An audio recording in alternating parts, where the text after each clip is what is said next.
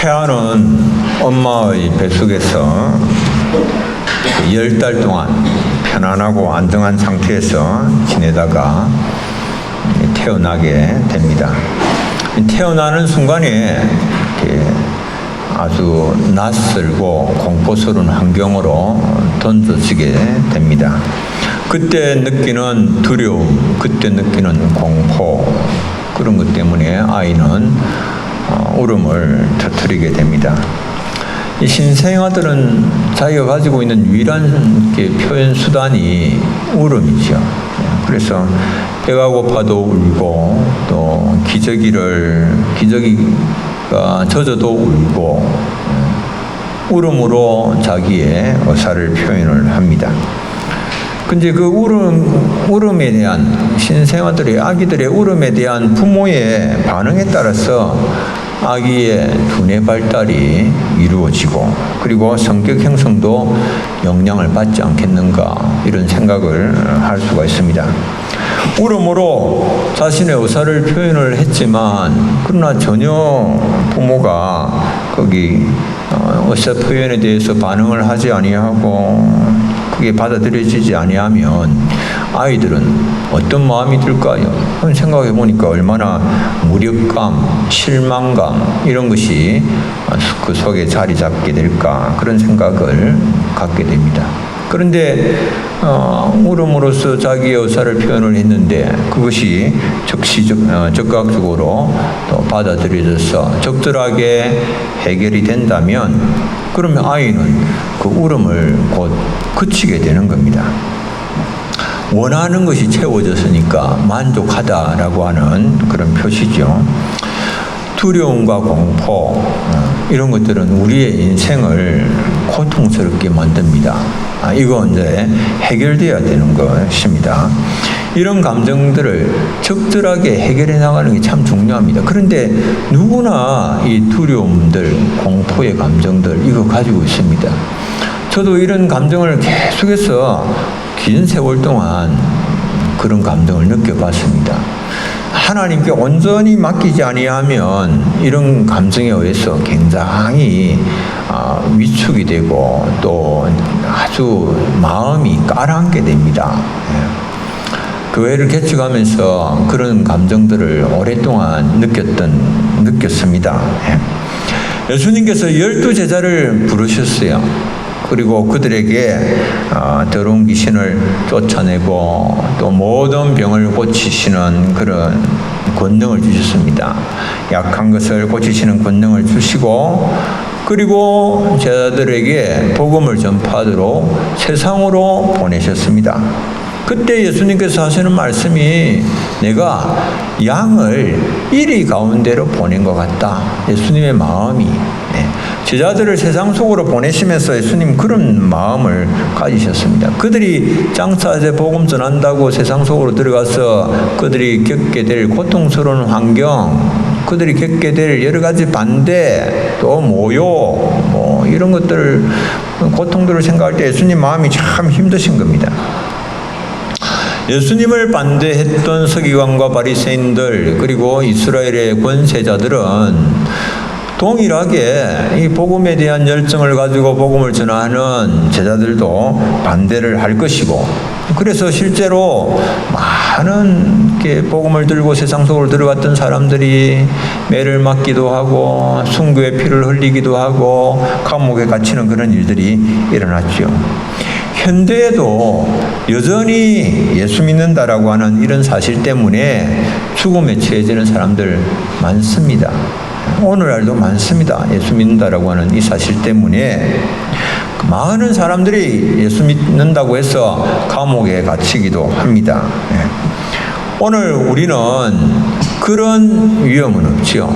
그런 위험은 없지만, 그러나 우리가 예수 믿는다라고 그러면 당장 시대와 문화에 뒤떨어진 사람이다, 이렇게 무시당하지 않을까라고 하는 그런 두려움도 있고, 어떤 사람들은 그렇습니다.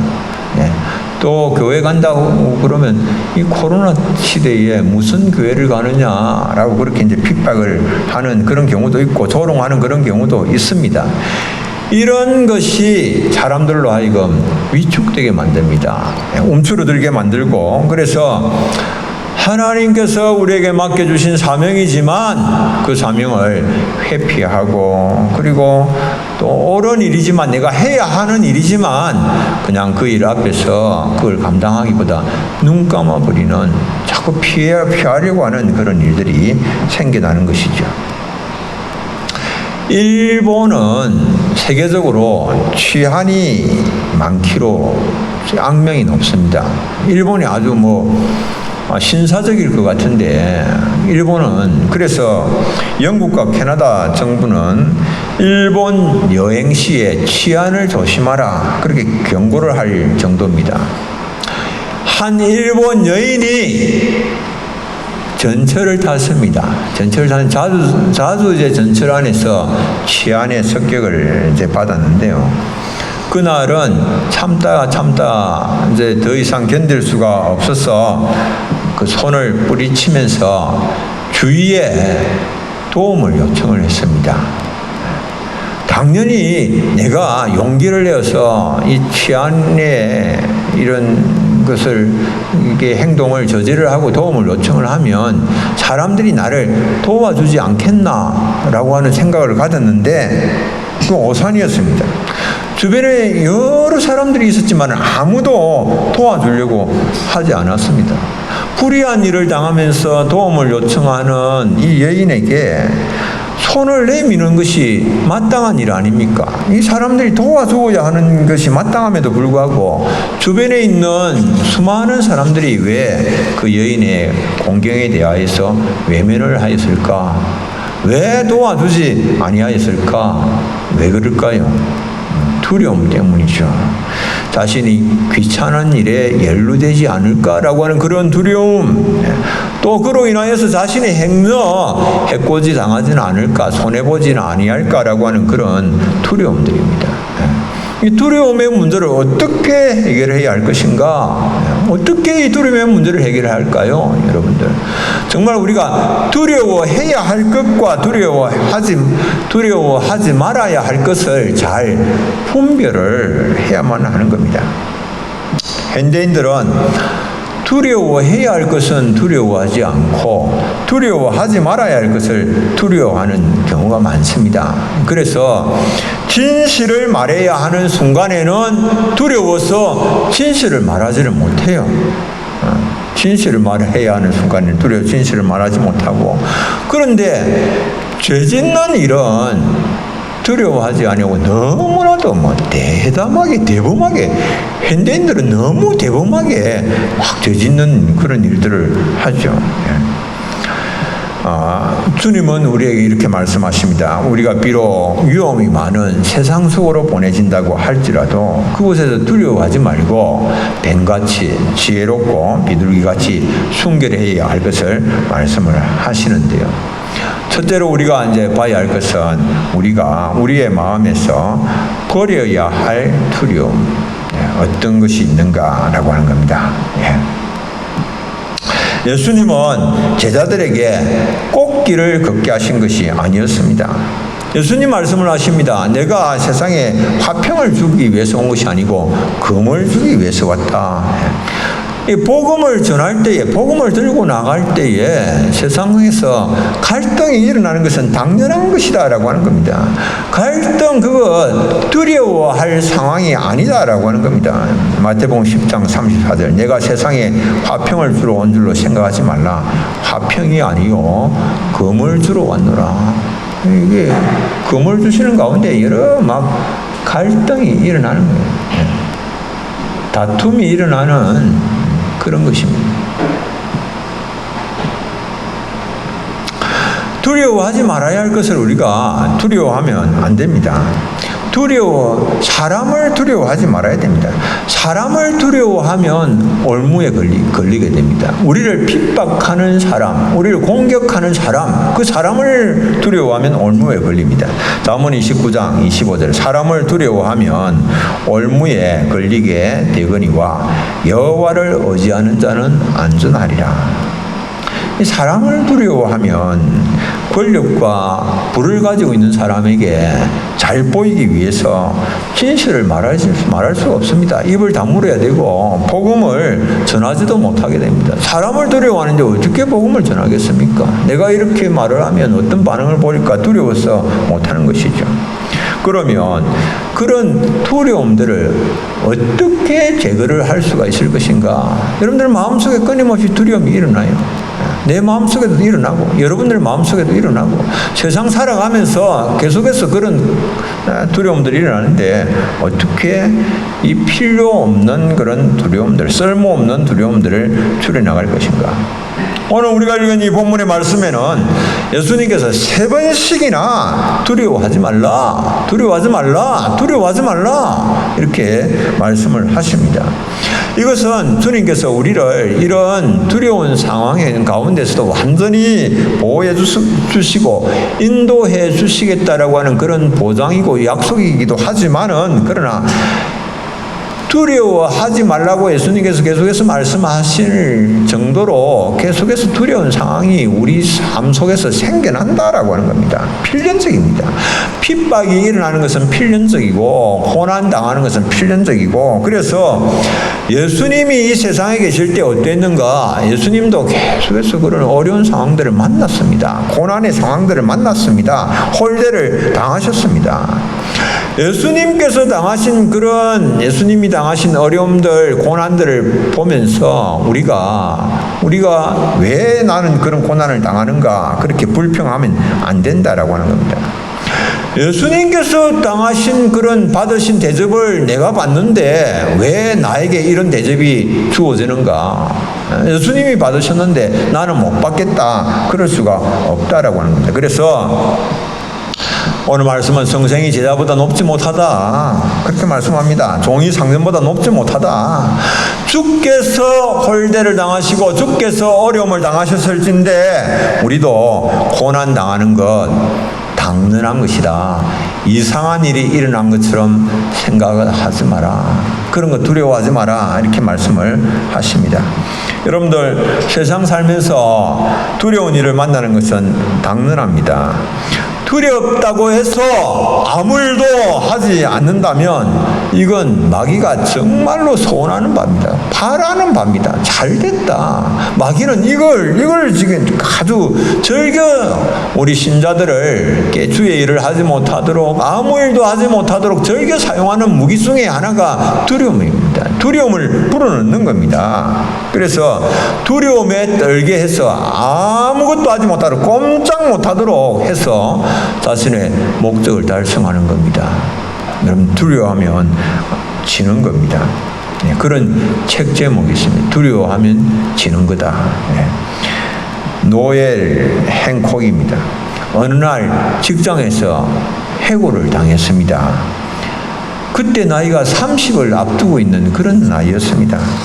하루 14시간씩 주말도 없이 죽으라고 일을 하다가 갑자기 해고를 당하고 일이 없어지니까 삶의 방향을 잃어버리고 말았습니다. 자기 회의에 빠졌습니다.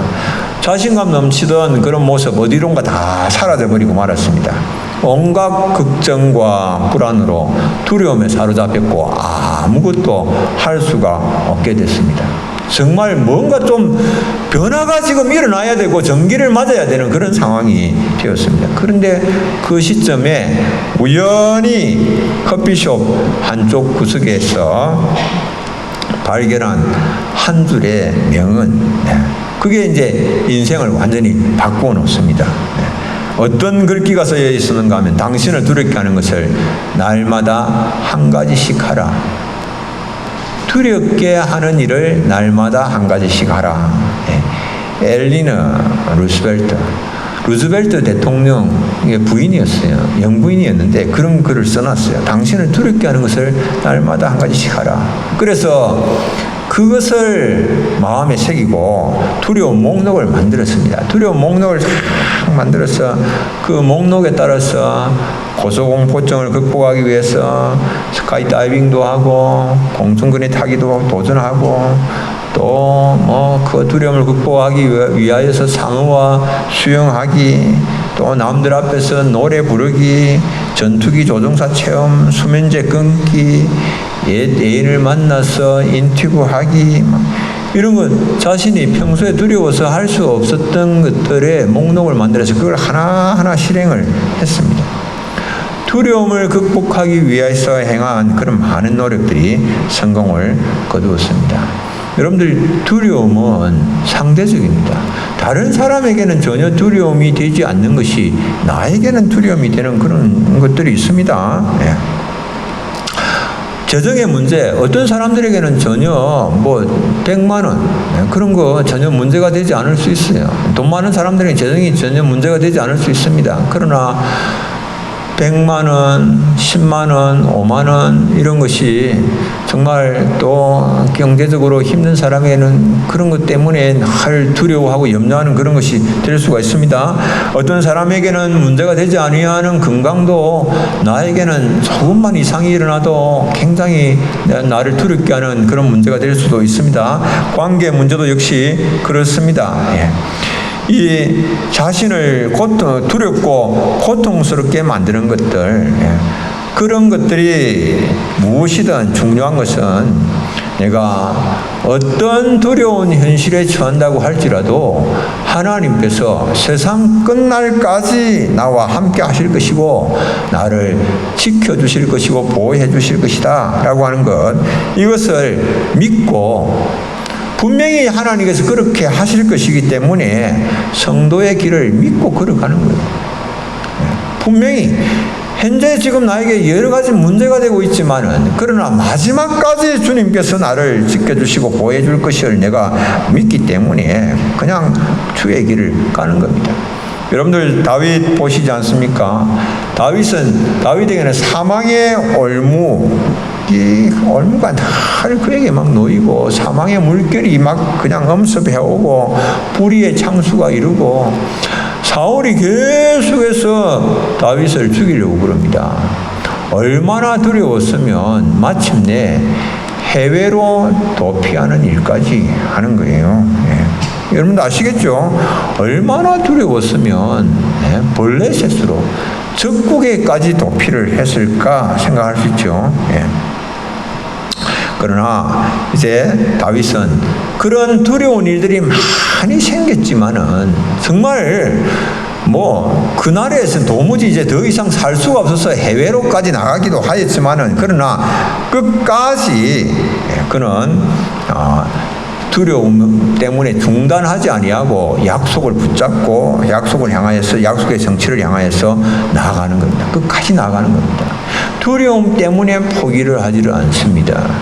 두려움 때문에 하나님께서 주시는 약속의 성취를 향하여 나아가는 것을 중단을 하지를 않습니다. 두려운 일이 생기지만 계속해서 하나님 주시는 그 약속의 말씀, 자신이 왕으로 기름 부음을 받은 마침내 이스라엘의 왕으로 세워지기까지 중단을 하지 아니하고 나가는 거예요. 포기하지 않습니다. 자신의 삶을 포기하거나 던져버리지 않고 끝까지 약속의 말씀 붙잡고 나아갔어. 그래서 마침내 하나님께서 그를 구원하시고 건지신 날에 하나님을 향하여 노래합니다.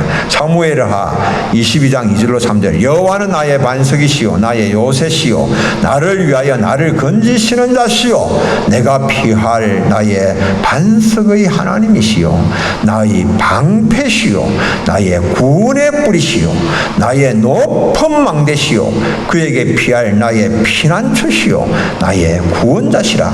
나를 폭력에서 구원하셨도다. 할렐루야. 이 하나님을 이 하나님을 의지하면서 두려움을 극복을 하고, 하나님을 의지하고 두려운 상황이 끊이지 아니하지만 포기하지 아니하고 중단하지 아니하고 계속해서 나가는 겁니다.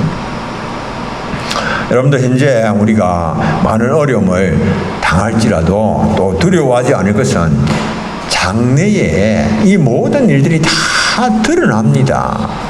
내가 두려운 가운데서도 주를 사랑하기 때문에 주의 약속을 내가 붙잡고 수고하고 땀 흘린 것들도 다 드러나고, 내가 주의 약속이 있음에도 불구하고 두려움 때문에 주의 약속을 신뢰하지 못하고 포기해버린 것도 드러나고 다 드러난다라고 하는 겁니다.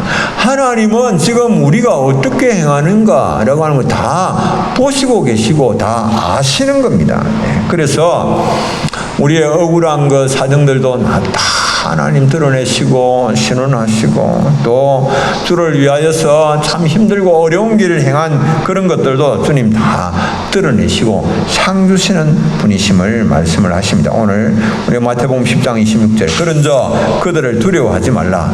감추인 것이 드러나지 않을 것이 없고 숨은 것이 알려지지 않을 것이 없느니라. 여러분들 주님 사랑하기 때문에 믿음으로 주님이 주신 약속의 말씀 붙잡고 중단 없이 정말 주님 가신 그 길 내가 바라보고 따라갔습니까? 주님 다 아십니다. 다른 사람은 저거 완전히 예수 믿는 저거 완전히 또라이 같고 저거 고집 세고 어떻게 말할지 모르고 나를 어떤 모함을 할지 모르겠지만 그러나 주님은 다 아시지요. 다 드러내시지요. 우리를 핍박하는 그 사람들의 인간들의 힘, 능력, 권세 무한할 것 같지만 무한하지 않습니다. 그들이 무한대로 권세를 행사하는 것은 아닙니다. 오늘 말씀은 그들은 몸은 죽일 수 있을지 모르나 그러나 영혼을 손댈 수는 없다라고 말씀합니다.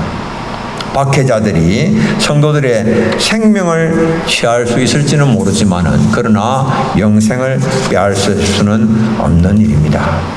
자비하신 하나님께서 공중에 나는 새 한 마리까지도 다 살피십니다. 하나님의 허락이 없으면 공중 나는 새 한 마리도 그냥 떨어지는 일이 없습니다. 여러분들 왜 두려워하십니까? 우리의 머리카락 하나라도 주님이 다 세십니다. 머리카락 여러분들 이게 정말 얼마나 머리카락이 얼마나 몇 개가 빠지는지 또 몇 개가 새로 나는지 머리털 하나 이것까지 다 세시고 계시는 그 하나님. 얼마나 우리에 대한 깊은 사랑, 관심 가지고 계십니까? 머리털 숫자까지도 다 세시고 그 길이까지도 다 아시고 그의 검고 희고 그런 것까지 다 세밀하게 아시는 그 주님. 그 주님께서 우리를 잘 살펴보시고 계시는데 왜 우리가 두려워합니까? 원수가 마음대로 하는 것이 아니죠. 우리의 모든 삶이 전능하신 하나님의 손 안에 있죠. 그래서 사람을 두려워하면 안 됩니다. 마태복음 10장 29절로 30절 참새 2마리가 한 아사리온에 팔리지 않느냐. 그러나 너희 아버지께서 허락하지 아니하시면 그 하나도 땅에 떨어지지 아니하리라. 너희에게는 머리털까지 다 새 신바 되었나니 우리는 하나님께서 머리털 하나 머리털 정말 무익한 거 아닙니까? 하자는 거 아닙니까? 그러면 하나 빠지든 나든 뭐가 그게 그럽니까? 그러나 그것까지도 주님이 다 세시고 계신다. 그만큼 주님 우리에 대한 관심을 가지고 계시죠. 그러니 누가 나를 어떻게 할까 두려워할 필요가 없습니다. 염려할 필요가 없습니다. 두 번째, 우리는 마음에 품어야 할 두려움을 마음에 품어야 되는데 어떤 두려움을 마음에 품어야 할 것인가? 여러분들 두려워해야 하는 것은 죄 짓는 것을 두려워해요. 죄 짓는 것. 죄를 두려워해야 됩니다. 마귀가 무는 사자처럼 두루다니면서 삼킬 자를 찾습니다. 우리의 마음이 막 미신에 붙잡혀 있으면 그런 사람들의 마음, 그런 사람들은 마귀가 아주 이렇게 귀신에 대한 그런 두려움들, 유치한 두려움을 그 마음에 불어넣습니다. 악몽에 자주 시달리는 그런 사람들에게는 마귀가 막 악몽을 역사를 합니다. 어떤 사람은 육신의 정욕에 막 사로잡혀서 살아가는 사람들은 마귀가 육신의 정욕으로 그 사람을 공격을 합니다. 안목의 정욕에 사로잡혀 살아가는 사람은 안목의 정욕, 자꾸 눈에 보이는 것, 그것으로 자꾸 공격을 합니다. 이생의 자랑에 사로잡혀 살아가는 사람들은 그런 것으로 또 마귀가 공격을 하죠. 그래서 그런 공격에 허무하게 이제 무너져서 많은 사람들이 하나님께서 주신 자원과 달란트, 하나님 주신 시간 이런 것들을 헛된 일에 이렇게 사용하는 일들이 많습니다. 하나님 나라 위하여서 그것이 잘 활용이 되어야 되는데 헛된 일에 사용이 되는 겁니다. 요한일서 2장 15절로 16절 이 세상이나 세상에 있는 것들을 사랑하지 말라. 누구든지 세상을 사랑하면 아버지의 사랑이 그 안에 있지 아니하니 이는 세상에 있는 모든 것이 육신의 정욕과 안목의 정욕과 이 생의 자랑이니 다 아버지께로부터 온 것이 아니요 세상으로부터 온 것이라. 사탄이 막 이런 권세들을 사용을 해서 하나님의 백성들을 공격을 하지만 그러나 사탄이 무제한으로 권세를 행사를 하는 것은 아니죠. 사용하는 능력에 한계가 있는 겁니다. 그래서 하나님께서 허용하시는 범위 안에서만 사탄이 일을 할 수가 있습니다. 욥이 이제 사탄이 욥을 참소를 합니다. 그럴 때에 하나님께서 사탄에게 욥의 소유물에만 손대는 것을 허용을 했습니다. 욥기 1장 12절에 여호와께서 사탄에게 이르시되 내가 그의 소유물을 다 네 손에 맡기노라. 다만 그의 몸에는 내 손을 대지 말지니라. 사탄이 곧 여호와 앞에서 물러가니라. 이제 소유물에 이렇게 물질을 쳤는데 사탄이 물질을 쳐도 욥이 자기 믿음을 굳건하게 온전하게 지키는 것을 보면서 또 사탄이 하나님께 도발을 합니다. 그냥 그 몸을 치면 뭐 물질이야 뭐 날라가지고 몸을 치면은 그가 하나님 또 배신을 할 거다. 그런데 이제 욥기 2장 5절 6절 이제 주의 손을 펴서 그의 뼈와 살을 치소서. 그리하시면 틀림없이 주를 향하여 욕하지 않겠나이까. 여호와께서 사탄에게 이르시되 내가 그를 네 손에 맡기노라. 다만 그의 생명은 해하지 말지니라. 하나님께서 정해주시는 그 범위 안에서만 사탄이 공격을 해도 할 수가 있고 미혹을 해도 할 수가 있는 그런 것입니다. 그래서 우리가 이런 무제한으로 이렇게 사탄이 활동을 하고 이렇게 힘을 행사를 할 수 있는 그런 것은 아니죠.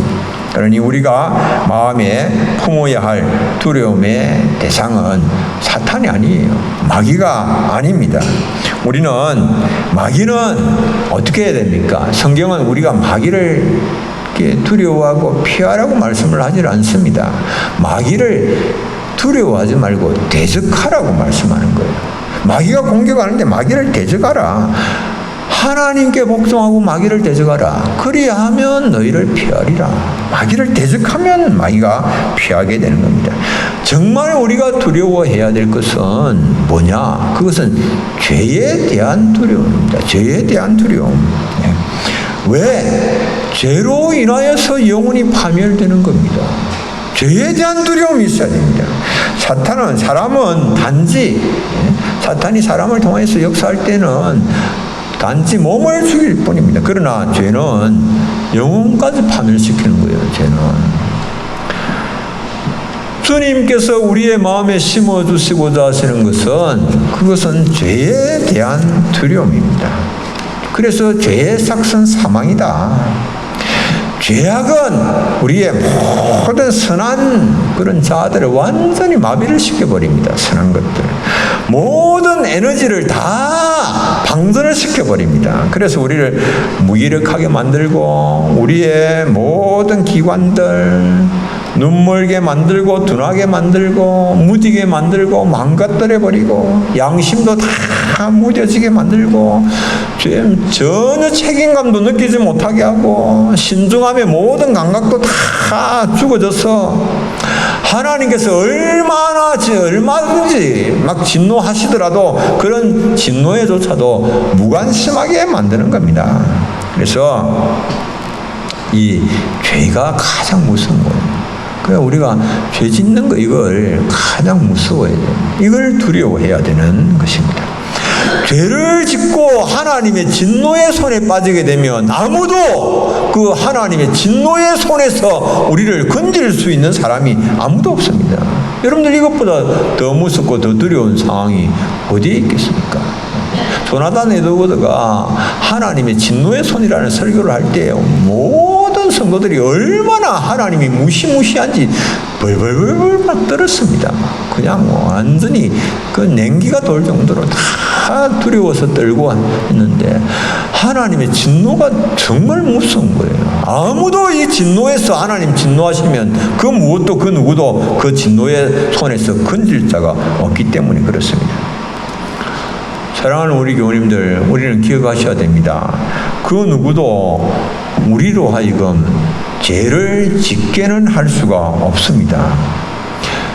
사탄 마귀가 우리를 유혹은 할 수가 있습니다.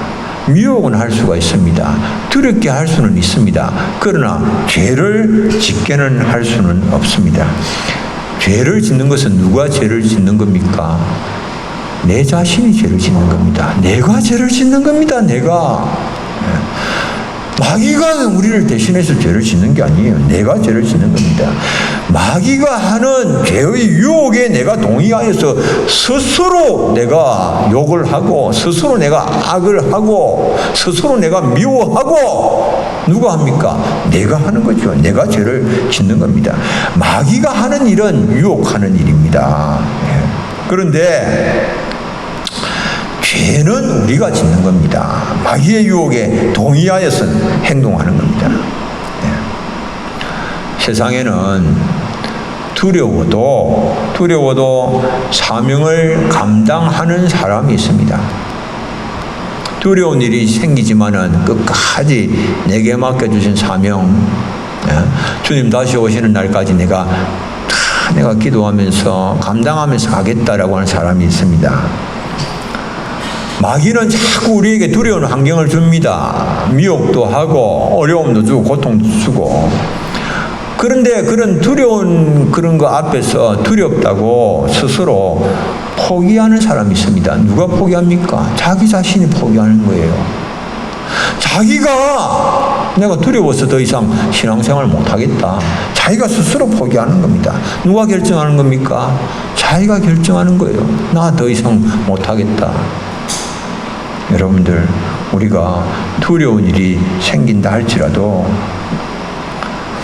사람이 두렵기 때문에 사람을 두려워하여서 그리스도께 신앙 고백하는 것에 위축되고 움츠러들면 어떤 일이 일어날까요? 두렵다고 해서 내가 하나님 앞에 예배하는 것을 포기하게 되고 두렵다고 해서 주님께서 내게 맡겨주신 사명 나 몰라라고 다 내팽개치면 어떻게 될까요? 하나님도 우리를 모르신다고 하시겠죠. 마태복음 10장 32절로 33절 누구든지 사람 앞에서 나를 시인하면 나도 하늘에 계신 내 아버지 앞에서 그를 시인할 것이요 누구든지 사람 앞에서 나를 부인하면 나도 하늘에 계신 내 아버지 앞에서 그를 부인하리라. 주님 말씀하십니다. 힘들고 어려운 환경, 두려운 환경 만난다 할지라도 끝까지 여러분들의 마음을 잘 다잡아야 됩니다. 끝까지 하나님을 신뢰하고 예배하며 사명자의 길을 걸어가시는 우리 사랑하는 성도님들 다 되시기를 축복합니다. 기도하겠습니다. 하나님 아버지 은혜를 감사합니다. 오늘도 또 말씀을 통하여서 몸은 죽여도 영혼은 능히 죽이지 못하는 자들을 두려워하지 말라라고 하셨습니다. 두려움으로 위축되지 아니하게 하시고 마귀를 대적하며 약속의 말씀을 굳게 붙잡고 끝까지 사명의 길을 걸어가는 우리 모든 예배한 주의 백성들이 다 되게 하여 주시옵기를 원합니다. 예수님의 이름으로 기도드립니다. 아멘.